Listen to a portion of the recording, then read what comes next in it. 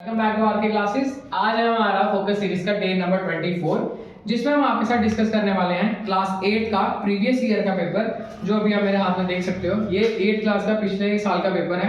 अब हम इस पेपर को पूरा का पूरा अनफोल्ड करेंगे, पूरा का पूरा अनबॉक्स करेंगे, पूरा सॉल्व करेंगे आपके साथ। तो चलिए स्टार्ट करते हैं इसके ऑब्जेक्टिव से।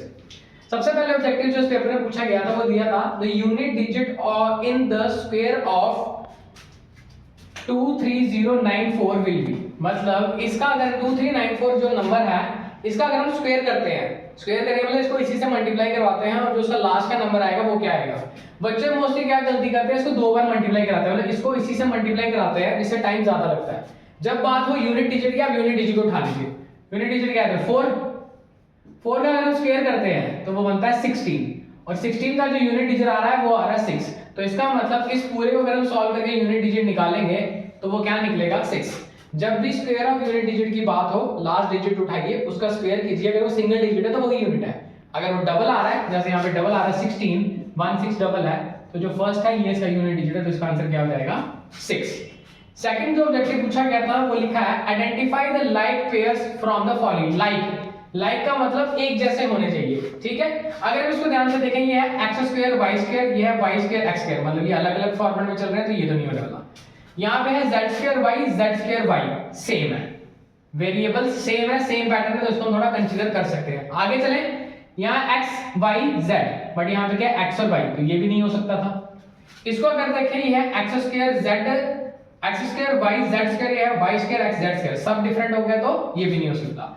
तो इसका मतलब इसका आंसर जो था वो था -5 z square y -1/3 z square y। Number से फर्क नहीं पड़ता, लाइक मींस आपके वेरिएबल्स जो अल्फाबेट्स हैं उनकी पावर्स और उनका पैटर्न सेम होना चाहिए।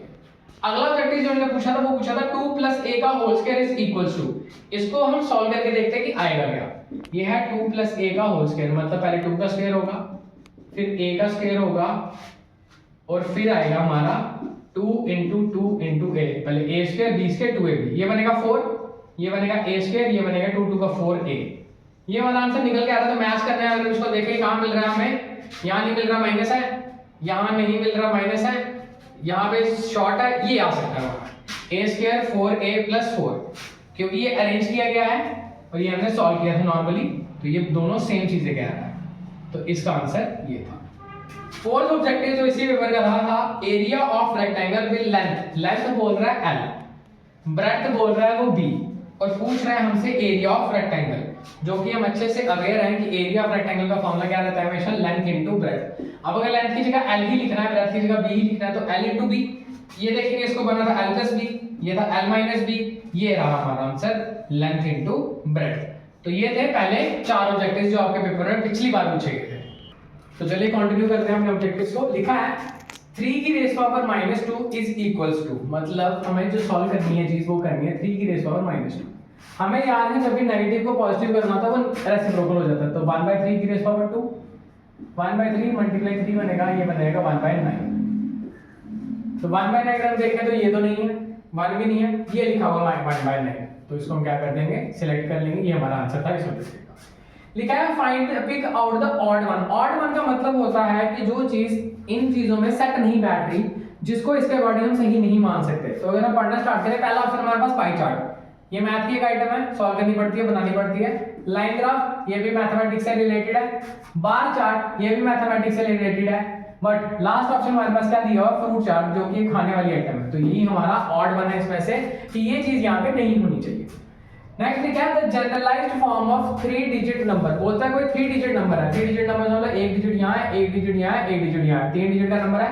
इसको बोल रहा है वो ये x है, ये y है, ये z है। ओके, फिर कह रहा है इसकी जो फॉर्म है लिखने की वो लिखो। हम जानते हैं कि जो इसकी जो फॉर्म रहती है, जो लास्ट वाला नंबर है जिसको हम वंस प्लेस पे बोलते हैं, इसको हमने ऐसे ही लिखा होता है, प्लस जो टेंस वाली है इसको हम लिखते हैं 10y, और जो उसके बाहर वाला नंबर है उसको हम लिख सकते हैं 100x। तो ये 100 प्लेस पे तो 100, ये 10 प्लेस पे है तो 10, ये 1 प्लेस पे तो 1, तो इनको मल्टीप्लाई कराना पड़ता है और बीच में प्लस का साइन आ जाता है। तो हमारे पास जो बन रहा है इसका आंसर वो बन रहा है 100x + 10y + z। तो 100x तो यहाँ तो है नहीं, तो ये आंसर नहीं था। 100x + 10y + z, ये हमारा आंसर था according to this statement. Questions काफी इजी होते हैं ऑब्जेक्टिव में, बट बात आती है रीडिंग पे। अगर आप रीड अच्छे से कर रहे हो आप आंसर निकाल पाते हो।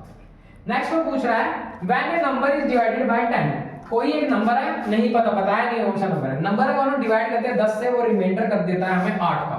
कोई भी नंबर, इसको मिटाता था कि सॉल्व करने की जगह बन जाए, बोला एक नंबर है, कोई भी एक नंबर है, हमें नहीं पता, अगर हम उसको डिवाइड करते हैं 10 से, नंबर मुझे नहीं पता, डिवाइड करते हैं 10 से कुछ करके, जो रिमाइंडर आ रहा है वो मेरे पास आना चाहिए 8। क्या आना चाहिए? 8। अगर हम एग्जांपल के तौर पे लें 18 ले लेते हैं, मान लेते हैं, क्या ले लेते हैं? 18 ले लेते हैं। 10 1 से 10, 8 बच गया रिमाइंडर। ये जैसे एग्जांपल है, एग्जाम्पशन है कि हमने 18 नंबर माना है उसको, 18 को हमने 10 से डिवाइड किया तो 8 हमारा रिमाइंडर बच गया। अब बोल रहा है what will be the remainder if the number is divided by 5। बोलता है ये जो नंबर आपने गैस किया है, जो हमने 18 किया, अगर इसको मैं 5 से डिवाइड करता हूं तो क्या रिमाइंडर आएगा? करके देख लेते हैं। 18 को अंदर रखा, 5 को बाहर रखा, 5 3 से 15, 3 रिमाइंडर बच रहा है। ऑप्शन में 3 है, 8 तो नहीं है, 3 है, 0 तो आएगा नहीं, 10 तो आया नहीं, तो हमारा आंसर क्या है अकॉर्डिंग टू दिस? 3। तो जब भी ऐसा कोई नंबर हो जिसमें असम्पशन दी हो, मतलब आपको गैस करना है कि ये नंबर है, पूरा 10 से डिवाइड करने के बाद 8 रिमाइंडर बचना चाहिए। तो मेरा जो पहला गैस आया वो था 18, कि 10 into 1 10, 8 बच जाएगा, तो 10 को 1 से मल्टीप्लाई किया 10 है, 8 रिमाइंडर बच गया। अब वो बोल रहा है कि सेम नंबर को, ये जो 18 लिया है, इसको अगर मैं 5 से डिवाइड कराऊंगा तो क्या रिमाइंडर आएगा? 5 से डिवाइड करने के बाद ये मेरा रिमाइंडर क्या दे रहा है? 3। तो 3 हमारा कौन सा ऑप्शन था according to this? Option number B. तो चलिए पेपर सॉल्विंग को आगे बढ़ाते हैं। नेक्स्ट ऑब्जेक्टिव था पेपर में, if the area of square is 144 centimetre square, what is the side? कि अगर एरिया आपको स्क्वायर का दिया हुआ है, क्या दिया था आपको? एरिया ऑफ स्क्वायर, वो दिया था 144। हमें पता है एरिया निकलता कैसे है, साइड का स्क्वायर इज इक्वल टू 144। अगर मैं साइड को होल स्क्वायर रखूं, 144 होता है 12 का स्क्वायर, साइड निकल के आ रही है 12। स्क्वायर में वो नंबर चूज करना होता है जिसको उसी से मल्टीप्लाई करा के वो नंबर आ जाए। जैसे 144 है, 12 और 12 को आपस में मल्टीप्लाई कराऊंगा तो 144 आएगा। तो इसकी साइड का आंसर क्या बनेगा? 12 सेंटीमीटर। एक फिगर बनाई गई थी एग्जाम में जो काफी ज्यादा लोगों को डरा रही थी, वहां पे काफी ज्यादा कंफ्यूजन क्रिएट कर रही थी, कि बोल रहा था find the volume of the solid can be calculated. सबसे पहले फिगर को देखेंगे, ये सिलेंडर है, क्या है ये? सिलेंडर। और सिलेंडर की वॉल्यूम क्या होती है? पाई आर स्क्वायर एच। इसने फॉर्मूला नहीं पूछा, इससे बोला निकलेगी कैसे। अगर हम ध्यान से फिगर को देखें तो हाइट, ये जो लाइन है, जो हाइट की लाइन होती है, तो लिखा था 5, मतलब एच की जगह आ गया 5, ठीक है। पाई की जगह पाई की रखते हैं अभी, आर स्क्वायर नीचे नीचे डॉटेड लाइन में दिया था, ये देखो यहां से यहां तक जो होता है ये डायमीटर होता है, मुझे रेडियस चाहिए, उसने हाफ ही लिखा था, रेडियस ही 2 लिखा था, तो मतलब 2 का स्क्वायर। ये हमारी वॉल्यूम निकल गई अकॉर्डिंग टू क्वेश्चन। और अगर ऑप्शन में देखें, इस बी ऑप्शन में अवेलेबल था। तो इस ऑब्जेक्टिव ने काफी ज्यादा क्या किया था, लोगों को कंफ्यूज किया था। तो पहले तो वॉल्यूम ऑफ सॉलिड पूछी, सॉलिड की शेप थी सिलेंडर की, फॉर्मूला लगाया पाई आर स्क्वायर एच। बट इसने फॉर्मूला नहीं पूछा, बोला अंदर जो डायमेंशंस दी है उसके अकॉर्डिंग कौन सा कॉम्बिनेशन लगेगा। पाई की जगह पाई, आर स्क्वायर की जगह 2 का स्क्वायर, 5 की जगह 5, ऑप्शन नंबर 2 में अवेलेबल था। लास्ट ऑब्जेक्टिव की बात करते हैं, जो पिछले एग्जाम में मेरे को फेवरेट लगा क्योंकि काफी ज्यादा इनोवेशन थी, कुछ नया था और काफी बच्चों ने इसको छोड़ा भी था बिकॉज ऑफ फियर, कि डर था कि करना क्या है। सबसे पहले उसने ये डरावना सा डब्बा बना के दिया था और 2-3 पॉइंट्स लगा दिए थे A B C D E के नाम से, और बोला था निकाल के। सबसे पहले बोला था आइडेंटिफाई द लेटर। आपने लेटर को आइडेंटिफाई करना है, क्या लिखा है? which represents पॉइंट 6 और 3। पॉइंट लिखा था 6 और पॉइंट लिखा था 3। अब हम एक चीज आपको क्लियर करवाते हैं कि जब भी 2 पॉइंट्स की बात होती है, जो पहला पॉइंट है ये x पे चलता है, ये x एक्सिस पे चल रहा होता है पहला वाला, और दूसरा पॉइंट है कहां पे चल रहा होता है? y एक्सिस पे। हमेशा ये चीज याद रखनी है, जब भी 2 पॉइंट्स की बात होगी, पहला पॉइंट x एक्सिस पे चल रहा होता है, दूसरा पॉइंट y एक्सिस पे चल रहा होता है। ये ऐसे खुद लिख के दिया था क्वेश्चन में कि ये वाली साइड y एक्सिस की है और ये वाली साइड x एक्सिस की है, ठीक। ये पहले से एग्जाम में गिवन था। x एक्सिस पे मेरा है 6, 0 1 2 3 4 5 6, मुझे यहां ब्रेक लगानी थी, मैंने लगा दी। y एक्सिस की बात कर रहा है 3, 0 1 2 3, तो y एक्सिस पे बात आनी थी मेरी यहां पे। अगर मैं यहां से चलता चलता जाऊं, यहां से चलता जाऊं, मेरी ब्रेक लग रही है E पॉइंट पे, क्योंकि E पे ही लिखा है। और अगर मैं इससे 6 से चलता जाऊं, मेरी ब्रेक लग रही है E पॉइंट पे, क्योंकि यहां से 3 चलना है और यहां से 6 चलना है। मेरा जो पॉइंट था आइडेंटिफायर वो E था। E पॉइंट हमें बता रहा है 6 और 3, जहां पे 6 x एक्सिस का पार्ट है और 3 y एक्सिस का पार्ट है। तो पिछली बार जो गलती हुई है बच्चों से वो इस बार रिपीट ना करें। अगर ऐसा कुछ ग्राफिकल दिख रहा है तो वो मुफ्त के मार्क्स हैं, उसे जरूर एडॉप्ट करना है। सबसे पहले नंबर जो भी दिए होंगे, पहला वाला x एक्सिस पे चलता है, दूसरा वाला y एक्सिस पे चलता है। अगर लिखा है y एक्सिस यहाँ पे, x एक्सिस यहाँ पे, तो सिर्फ और सिर्फ पॉइंट्स में ढूंढो। y एक्सिस पे 6 ढूंढने को बोल रहा था, x एक्सिस पे 6 ढूंढने को कह रहा था, 1 2 3 4 5 6 में रुक गया। वाई एक्सिस की बात आई बोला 3 पे चलो, 1 2 3 में रुक गया। अब अगर इन दोनों पॉइंट्स को मिलाना हो, ये यहां से जाएगा और ये यहां से जाएगा, जहां पे दोनों मीट करेंगे वो पॉइंट ई हमें दिख रहा है, तो इसका आंसर क्या था ई। अब हम मूव करेंगे सेक्शन नंबर बी की तरफ, जो थी वेरी शॉर्ट आंसर्स। पहला क्वेश्चन जो पूछा गया था वो दिया था express 49 as a sum of 7 odd numbers, मतलब कुछ 7 ऑड नंबर्स लिए थे, 1 2 3 4 5 6 और 7 ऑड नंबर थे, जिनको मिला के क्या आना चाहिए था हमारा 49 आना चाहिए था। क्या आना चाहिए था 49 आना चाहिए था। सबसे पहले ऑड नंबर होते कौन से, एक 1 आता है, 3 आता है, फिर 5 आता है, फिर 7 आता है, फिर 9 आता है, फिर 11 आता है, 13 आता है, 15 आता है, 17 आता है, 19 आता है, उसके बाद 21 आता है, 23 आता है, 25 आता है, 27 आता है, ऐसे ऐसे हम चलते जाते हैं। अगर इसमें कोई भी 7 बोले हैं, मींस हमारी मर्जी है हम कोई भी 7 पिक कर ले, तो सबसे पहले हम स्टार्ट करेंगे, इधर हम रखेंगे 1 को, और इधर हम ट्राई करते हैं थोड़ा बड़ा नंबर लेने की, उधर 9 रख लेते हैं, थोड़ा और बड़ा नंबर कर लेते हैं, इधर कर लेते हैं हम 13 कर लेते हैं। तो सम देखते हैं कितना बन रहा है, ये 1 हमने लिया हुआ है, 19 लिया हुआ है, 13 लिया हुआ है, 9 12 13 1 2 3, ये 33 तो पहले ही हो गया। 33 इसमें से हमने करवा लिया, तो पीछे बच रहा है हमारे पास 6 और 1 16 बच रहा है। तो अगर हमने ऑड नंबर 4 ऐसे चूज करने हो जिसका सम 16 बने, तो हम एक 7 ले सकते हैं, एक 5 ले सकते हैं, 7 5 हो गया हमारे पास 12 12 13 14 15, 3 दोबारा ले सकते हैं और 1 मास दोबारा ले सकते हैं। इसमें ये नहीं कहा गया था कि आपको कोई ऐसे नंबर चूज करने हैं जो क्या बोलते हैं दोबारा रिपीट ना हो, कि दोबारा से रिपीटेड ना हो, तो हम क्या लिख सकते हैं 1 9 13 7 5 3 1 को अगर हम प्लस करते हैं तो हमारे पास 49 आ जाएगा, जो कि ऑड नंबर 7 ऑड नंबर्स का सम है। चलो तो चलिए मूव करते हैं क्वेश्चन नंबर 15 की तरफ, जो कि काफी ज्यादा अच्छा था बट काफी एक्सपेरिमेंटल था इस बार। तो पढ़ते हैं। लिखा है given below is the process of finding square root of some number by division method. बोलता है नीचे हमने एक मेथड करके दिया हुआ है, ये स्क्वायर रूट फाइंड करने का मेथड है, डिवीजन मेथड है, आपको आता भी होगा और इन्होंने भी करके दिया है। आंसर द फॉलोइंग क्वेश्चन, कहता है 2 क्वेश्चन दिए हैं मैंने इसको सॉल्व करने के लिए इसी बेस पे, तो इनका आंसर देना था। सबसे पहले अगर हम देखें इसे पूरा अच्छे से सॉल्व किया, 8 को 8 से किया, 64 आया, बाद में डेसिमल 00 लगाकर पूरा सॉल्व करके रिमाइंडर 4 बचाया होगा। तो ये बिल्कुल करेक्ट चीज इसने करके दी थी बुक पे, क्वेश्चन पेपर में बिल्कुल करेक्ट चीज करके दी थी। अब इसके अकॉर्डिंग जो क्वेश्चन पूछे थे वो देखते हैं। बोलता है which least number should be subtracted from 7400 to make it a perfect square. कहता है अगर ऊपर वाले मेथड से अगर हम देखें तो कौन सा नंबर जो कटेगा इसमें से कि ये परफेक्ट स्क्वायर बन जाए। सिंपल सी बात है, रिमाइंडर काटेंगे, जो बच गया है फालतू वही काटेंगे ना, तभी परफेक्ट स्क्वायर बन जाएगा। तो इसका आंसर था 4।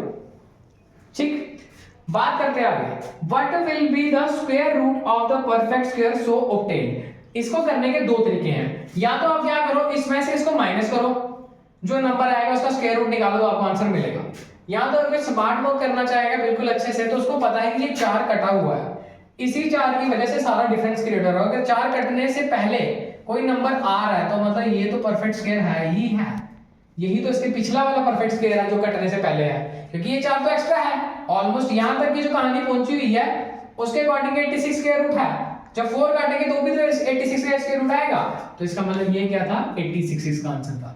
पहले वाले का आंसर 4 था कि कौन सा नंबर काटने से बन जाएगा, तो वो 4 है जो रिमाइंडर बचा है, और बोल रहा है कि क्या नंबर है जो आया है उसका स्क्वायर रूट क्या है। तो इसका मतलब या तो हम इसमें से 4 को काटे, जो नंबर आया उसका स्क्वायर रूट निकाले, फिर 86 आंसर में मिलेगा। अगर स्मार्टली सोचते तो इतना तो पता है कि रिमाइंडर 4 बचने तक जो ऊपर का फॉर्म ऊपर जितना भी मेथड इसे सॉल्व किया है इससे 86 का स्क्वायर आया हुआ है, तो इसके पिछला नंबर 4 काटने से पहले भी तो 86 का स्क्वायर रूट है, तो इसका आंसर था 86। एक्सपेरिमेंटल क्वेश्चन था, बहुत अच्छा था, बट थोड़ा स्मार्ट वर्क नहीं करते तो इजीली नंबर ले सकते थे। मूव करते हैं अगले क्वेश्चन की तरफ, जो कि क्यूब एंड क्यूब रूट से पूछा गया था आपको। लिखा है find the smallest number by which 72 should be multiplied to make it a perfect cube. Means आपको कोई ऐसा नंबर निकालना है जिसको आप 72 से मल्टीप्लाई करो और वो परफेक्ट क्यूब बन जाए। इसको निकालने का सबसे सिंपल वे होता है प्राइम फैक्टर। क्या वे होता है? Prime factors. 72 लिखेंगे, 2 3 का 6, 2 6 का 12, 2 1 का 2, 2 8 का 16, 2 9 का 18, 3 3 का 9, 3 1 का 3। यहां तक इसकी प्राइम फैक्टराइजेशन हमने कंप्लीट कर ली। अब जो हमारे पास 72 आया वो आया कैसे है? 2 into 2 into 2 into 3 into में 3, 72 पर हम फिर से लिखे 2 के ऊपर क्यूब, क्योंकि क्यूब रूट का क्वेश्चन है, क्यूब पूछ रहा है तो 3 की पावर में आ जाएगा। 3 के ऊपर 3 into 3 आ रहा है, मतलब इसका क्यूब करने के लिए एक 3 हमें एक्स्ट्रा चाहिए, जो इधर लगे तो ये क्यूब बन जाए। तो इसका मतलब वही 3 का है मैक्स में से, तो इसको हम यहां से लिखेंगे it should be multiplied by 3। इसको अगर हम 3 से मल्टीप्लाई करा दें, यहां अगर 3 आ जाए एक्स्ट्रा तो ये बराबर हो जाएगा। तो यही 3 की कमी है, तो हमने क्या लिखा, it should be multiplied by 3। कोई भी क्वेश्चन इस तरीके का नेक्स्ट टाइम अगर पूछता है, पहले प्राइम फैक्टर निकालने हैं, स्क्वायर पूछा तो 2 का पेयर, क्यूब पूछा तो 3 का पेयर, जो नंबर बचेगा उससे या तो मल्टीप्लिकेशन होगी या तो डिवीजन होगी अकॉर्डिंग टू क्वेश्चन। मूव करते हैं सेकंड क्वेश्चन की तरफ, अगले सवाल की तरफ। लिखा है find the area of parallelogram ABCD where AB is equal to 10 centimetre, BC is equal to 6 centimetre. सबसे पहले हम लिखेंगे AB हमारे पास कितनी दी थी 10 सेंटीमीटर, BE हमारे पास कितनी दी थी 6 सेंटीमीटर। हम जानते हैं एरिया ऑफ पैरेललोग्राम का फॉर्मूला आता है बेस इनटू में हाइट। तो पैरेललोग्राम की दोनों साइडें इक्वल होती है तो हम किसी में बेस मान सकते हैं 10, हाइट दिया 6 सेंटीमीटर का स्क्वायर, तो इसका आंसर था 60 सेंटीमीटर का स्क्वायर। फॉर्मूला था इसका बेस इनटू में हाइट। तो चलते हैं वेरी शॉर्ट के लास्ट क्वेश्चन की तरफ, जो है express 108 in exponential form. Exponential form का हम बेसिक मतलब ये भी समझ सकते हैं कि इसको कितनी पावर्स में हम बांट सकते हैं। तो सबसे पहले क्या करेंगे, 108 का प्राइम फैक्टर निकालेंगे। 2 की रेज़ पावर 5 4, 2 की रेज़ पावर 2 7, 3 की रेज़ पावर 9, 3 3 3 1। तो हमारा जो 108 निकल रहा है कैसे निकल रहा है, 2 into 2 करके, 3 into 3 into 3 into 1 करके। तो 2 की पावर कितनी बन रही है 2, 3 की पावर कितनी बन रही है 3। तो एक के ऊपर हम 1 लिख सकते हैं, इसका ना भी लिखे तो कोई दिक्कत नहीं आती। हम क्या लिख सकते हैं, 108 की एक्सपोनेंशियल फॉर्म क्या है, 2 की रेज़ पावर 2 into 3 की रेज़ पावर 3। आज के बाद जब भी एक्सपोनेंशियल पावर में चेंज करने की बात आए, सबसे पहले प्राइम फैक्टर निकालना है, नंबर्स देखने हैं, जो 2 बार 10 की पावर 2, जो 3 बार 10 की पावर 3, जो 4 बार 10 की पावर 4 करके आप हर नंबर को एक्सपोनेंशियल फॉर्म में लिख सकते हैं। तो होपफुली सेक्शन ए और सेक्शन बी आपको बहुत अच्छे से समझ में आ चुकी होगी कि किस तरह का लेवल था पिछले वाले एग्जाम का, और हम अभी तक कितनी तैयारी कर चुके हैं। बात करते हैं शॉर्ट आंसर्स की। सेक्शन सी स्टार्ट करते हैं। पहला क्वेश्चन लिखा हुआ है subtract 4a - 7ab + 3b + 12 from 12a - 9ab + 5b - 3। Subtract कराने के हर टीचर ने अलग अलग तरीके कराए हैं, आपने किसी और तरीके से सीखा होगा, हमने किसी और तरीके से सिखाया होगा, बट जो सबसे सिंपलेस्ट वे और बेसिक वे है वहां से शुरू करेंगे। सब्ट्रैक्ट वाले में किस चीज का ध्यान रखना है, फ्रॉम वाली वैल्यू पहले लिखनी है। ये सारी वैल्यू पहले लिखूंगा मैं, 12a - 9ab + 5b - 3। सब्ट्रैक्ट करना है तो माइनस का साइन ब्रैकेट लगाऊंगा, ये जिसको करना है इसको पूरी वैल्यू को सेम लिखूंगा। 4a - 7ab + 3b + 12। पहला स्टेप कर लिया। सब्ट्रैक्ट वाले में फ्रॉम वाली वैल्यू पहले, माइनस का साइन डालना है और दूसरी वैल्यू लिख देंगे। सेकंड स्टेप इज, आपने क्या करना है, पहले वैल्यू को दोबारा सेम उतारना है, और जो माइनस लगाया है ब्रैकेट खुलने के बाद जितने भी साइन है सब बदल देने हैं। यहाँ आएगा 4a, ये माइनस का प्लस का 7ab, ये प्लस का है माइनस का 3b, ये प्लस का है माइनस का 12। ये बेसिक है। सबसे पहले आपने क्या करना है, फ्रॉम वाली वैल्यू पहले, माइनस का साइन, दूसरी वैल्यू को करेंगे ब्रैकेट में बंद। नेक्स्ट स्टेप में पहली सारी वैल्यू सेम, ब्रैकेट खोलते ही सारी की सारी नेक्स्ट वाली वैल्यूज के साइन उल्टे हो जाएंगे। उल्टे मींस प्लस है तो माइनस, माइनस है तो प्लस। अब ढूंढने हैं इनके जैसे दिखने वाले, जैसे 12a यहाँ पे है, 4a यहाँ पे, इनको इकट्ठा लिखेंगे। 12a यहाँ से आया, माइनस का 4a यहाँ से आया, इससे गलती नहीं होती। 9ab ये वाला माइनस वाला, 9ab ये रहा ab वाला प्लस 7ab, 5b प्लस का यहाँ से उठाया और ये वाला b वाला पार्ट यहाँ से उठाया, -3 नंबर यहाँ से उठाया और -12 यहाँ। जो जिसके जैसा दिखता है उसको उसके पास रखोगे तो बहुत इजीली आंसर निकाल लोगे, गलती नहीं होगी। 12 में से 4 गया तो आ रहा 8a, minus plus minus sign बढ़ेगा लगता है हमेशा 2ab, plus minus minus sign बढ़ेगा लगता है 5 बढ़ा तो 5 2b बन जाएगा, माइनस माइनस प्लस तब भी साइन बढ़ेगा लगेगा -50। तो ये इस क्वेश्चन का आंसर था। होपफुली आपने अच्छे से सीखा होगा और आगे से गलती नहीं करेंगे। सब्ट्रैक्ट वाले में फ्रॉम वाली वैल्यू पहले लिखी, जैसे लिखी, माइनस का साइन डाला, ब्रैकेट में दूसरी वैल्यू को बंद कर दिया। नेक्स्ट स्टेप में जब ब्रैकेट खुलता है तो सारे साइन चेंज कराते हैं, जैसे कि ध्यान से देखेंगे, माइनस की जगह मैंने प्लस की जगह मैंने माइनस किया, प्लस की जगह मैंने माइनस किया, माइनस की जगह मैंने प्लस चेंज किया। उसके बाद जो जिसके जैसा दिखता है उसको उसके पास लो। जैसे ये ए वाली वैल्यू है, इसके साथ ये ए वाली वैल्यू रख दी। ये ए बी वाली वैल्यू है, इसके साथ मैंने ये ए बी वाली वैल्यू रख दी। ये बी वाली वैल्यू इसके साथ बी वाला रख दिया, जो नंबर के साथ नंबर रख दिया। प्लस माइनस करते टाइम हमेशा ध्यान रखना है, प्लस अगर माइनस साथ में है तो माइनस होगा, माइनस अगर माइनस के साथ है तो प्लस होगा, प्लस अगर माइनस अगर प्लस के साथ है तो भी माइनस होगा। बट साइन हमेशा बड़े का देखना है, बड़े डिजिट का, बड़ा डिजिट के साथ जो साइन लगा वही देना है, बट प्रोसेस ये फॉलो करना है। तो ये था शॉर्ट आंसर सेक्शन सी का पहला क्वेश्चन जो आपको एग्जाम में पूछा गया था। तो चलिए शॉर्ट आंसर के सेकंड क्वेश्चन की तरफ मूव करते हैं। लिखा है find the value of 6x - 5 + 4y when 3x + 2y = 1।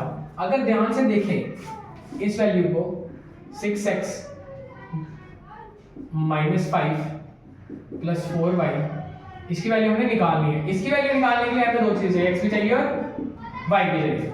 और दूसरी तरफ दिख रहा है 3x + 2y = 1। तो अगर हम ध्यान से देखें 3x और 2y यहाँ पे लिखा हुआ, यहाँ पे लिखा है 6x + 4y - 5।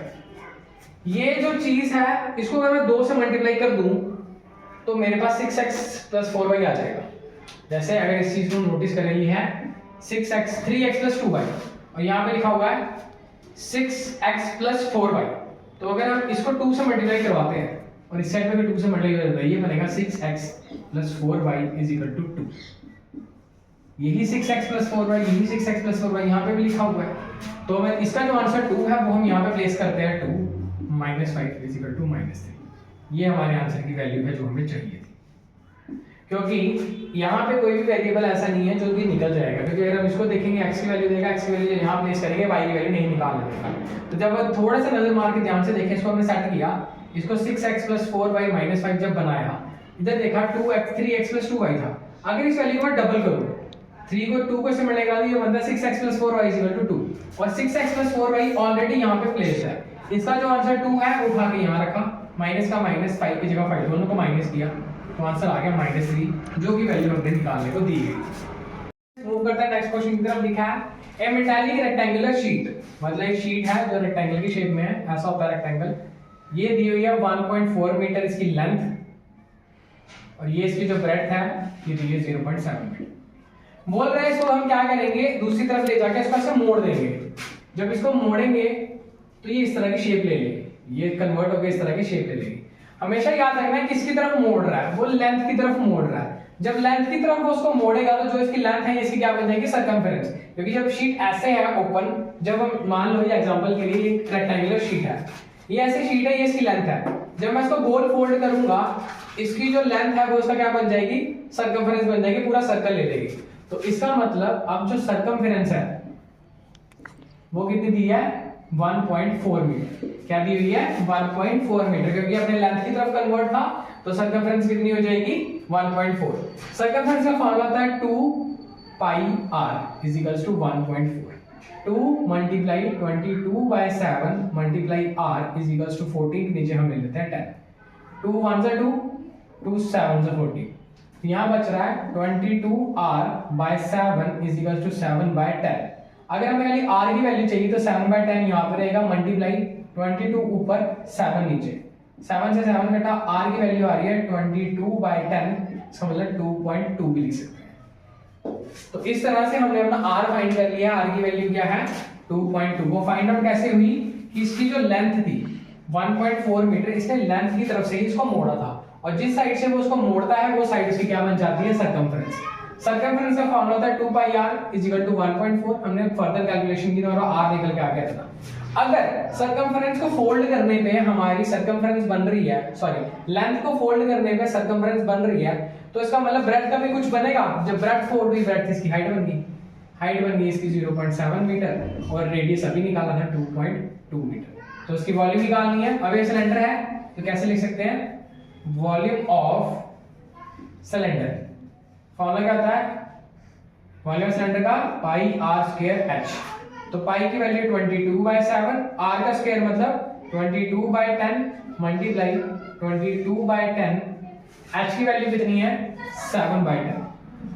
तो जो कटता है पहले उसको काटेंगे, सिंपल सी बात, 7 से 7 कट गया।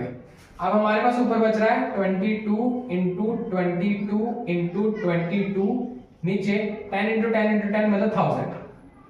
तो अगर हम रफली मल्टीप्लाई कराने शुरू करें, 22 को 22 से करते हैं तो आता है 484, 484 को 22 से करेंगे 4 2 का 8, 8 2 का 16, 4 2 का 8 1 9, 9 6 8, यहाँ पे भी 8, 8 6 14, 9 10 16, ये आ रहा है 10648।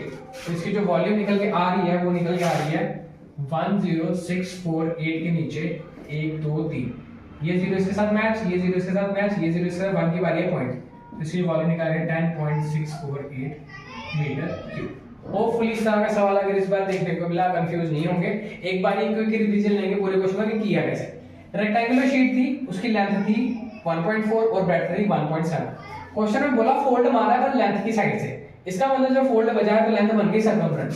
सर्कमफ्रेंस की वैल्यू 1.4, सर्कमफ्रेंस का फॉर्मूला 1.4, सॉल्व करने के बाद रेडियस निकल के आ रहा है 22/10 मींस 2.2 मीटर। अगर लेंथ फोल्ड करने में सर्कमफ्रेंस बनेगी तो ब्रेड्थ भी तो फोल्ड होगी साथ में। ब्रेड्थ किसका रोल ले लेती है, हमारी हाइट का। तो अब वॉल्यूम ऑफ सिलेंडर निकालना है, वो है पाई r स्क्वायर h, पाई की वैल्यू 22/7, r का स्क्वायर मतलब 22/10 मल्टीप्लाई 22/10, हाइट दी थी 0.7 तो बन गया 7/10, 7 से 7 कट गया, 3 बारी 22 को मल्टीप्लाई कराया तो आया 10648, नीचे आ गया 1000। पॉइंट लगाने के बाद हमारी जो लास्ट वॉल्यूम निकल के आ रही है अकॉर्डिंग टू दिस क्वेश्चन वो है 10.648 मीटर क्यूब। तो चलिए मूव करते हैं वैल्यू शॉर्ट के लास्ट क्वेश्चन की तरफ। लिखा है find the value of a and b for the problems. यहाँ पे क्वेश्चन आपको विजिबल लिखा होगा 3a + b 6 = 101। तो सबसे पहले इन a और b की जगह पे कुछ नंबर्स प्लेस करने होते हैं। सिंगल डिजिट नंबर आता है तो हम क्या क्या प्लेस कर सकते हैं, 0 1 2 3 4 5 6 7 8 और 9, यही नंबर हम प्लेस कर सकते हैं और इससे ज्यादा कुछ प्लेस नहीं कर सकते। तो एक रफली लिख लेते हैं 3, a की जगह पे नंबर डालना है, मैं बॉक्स बना रहा हूँ, प्लस b की जगह पे नंबर डालना है, बॉक्स बना रहा हूँ, यहाँ आ रहा है 6 और यहाँ आ रहा है 1 0 और 1। 6 में कुछ ऐसा डाला हुआ है कि लास्ट डिजिट 1 आ रहा है। 6 में अगर मैं 0 रखूँ यहाँ पे 6 और 0 6 हो जाएगा तो नहीं आ रहा। अगर 1 रखूँ 6 और 1 7 हो रहा है तो 1 लिखा है, 2 रखूँ 6 और 2 8 हो रहा है, यहाँ 1 लिखा है, 3 रखूँ 6 और 3 9 हो रहा है तो यहाँ पे 1 लिखा है, 4 डालूं 6 और 4 10 हो रहा है, अगर मैं 10 लिखता हूँ तो नीचे 0 आता है, 1 कैरी जाता है, तो ये भी नहीं है। अगर मैं 5 रखूं तो 6 और 5 बनते हैं 11, 11 का मतलब एक ये लिखा हुआ और एक कैरी होगा, तो इधर मैं 5 रख के देखता हूँ, यहाँ पे एक यहाँ आएगा। अब ये बन रहा है 3 और 1 4, क्या आ रहा है 3 और 1 4 हो गया। अब मुझे यहाँ पे कोई नंबर ऐसा रखना है जो नीचे 10 बना दे। 4 में क्या ऐसा मिलाएंगे कि 10 आ जाएगा, हमें एक ही नंबर आता है, 4 में 6 मिलेंगे तो 10 बनेगा, तो यहाँ पे 6 मिलेंगे 10, तो इस तरह से वाला नंबर सेट। तो जो पहला बॉक्स है यहाँ पे a की जगह पे वो क्या दे वैल्यू दे रहा है हमें 5 की, और जो दूसरा बॉक्स b है वो दे रहा है हमें वैल्यू 6। इस क्वेश्चन में यही दो वैल्यूज पूछी गई थी कि a और b की क्या वैल्यू रहेगी। कुछ भी नंबर हो सकता है, प्लस की जगह माइनस दिया हो सकता है। आपको पहले बॉक्सेस बनाने हैं, रफली नंबर्स लिख लेने हैं साइड में ताकि आपकी गलती ना लगे। एक एक को प्लेस करके देखना है, आपका आंसर ऑटोमेटिकली बिल्कुल सही आएगा। थोड़ा सा टाइम कंज्यूमिंग है बट इट्स इजी। तो चलिए फ्रेंड्स मूव करते हैं लॉन्ग आंसर्स की तरफ, जिसमें 2 कंस्ट्रक्शंस के पार्ट है, वो होपफुली आप खुद अडॉप्ट कर लेंगे उसको। बात करता हूं मैं लास्ट सेगमेंट की, जो है draw a bar chart of the following data. Data given था 8 7 6 क्लास थी, बॉयज का डाटा था 15 10 25 और गर्ल्स का डाटा था 15 20 और 15। अब हमें अगर बार चार्ट बनाना है तो सबसे पहले हम रफली एक ग्राफ ड्रा करेंगे जो कि ऐसा रहेगा।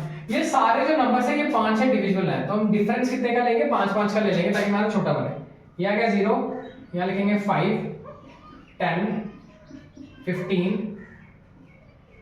20 और ये आ गया हमारा 25। ये हमने नंबर्स ले लिए। बात आ रही है सबसे पहले बॉयज, क्लास 8 थी, यहाँ मैं लिखूंगा 8th।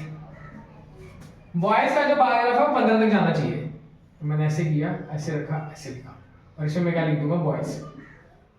और इसी के साथ जो गर्ल्स है वो 25 तक जा रही है। इस कॉलेज को थोड़ा सा और खींचेंगे, 25 तक जाके ये बन जाएगी हमारी गर्ल्स का बार अकॉर्डिंग टू 8th क्लास। बात करते हैं क्लास 7 की, थोड़ा सा दूर जाऊंगा, यहाँ पे लिख दूंगा 7। बार जो बॉयज का है वो जा रहा है 10 तक, तो यहाँ से एक बिल्डिंग 10 तक जाएगी, यहाँ से थोड़ा सा यहाँ तक आ रहा है, ये आ गया हमारा 10। इधर बॉयज लिखना जरूरी है, ये डिफरेंशिएट करना है। और गर्ल्स की जा रही है 20 तक, तो थोड़ा सा और एक्सपेंड करेंगे, ये लिख लेंगे गर्ल्स का। बात करते हैं 6 क्लास की, 6 यहाँ पे लिखना है रफली। पहला जो बॉयज का कॉलम में जा रहा है 25 तक, तो मुझे इसको टॉप तक लेके जाना पड़ेगा। 25 यहाँ आ रहा है मेरा, ये आ गया बॉयज,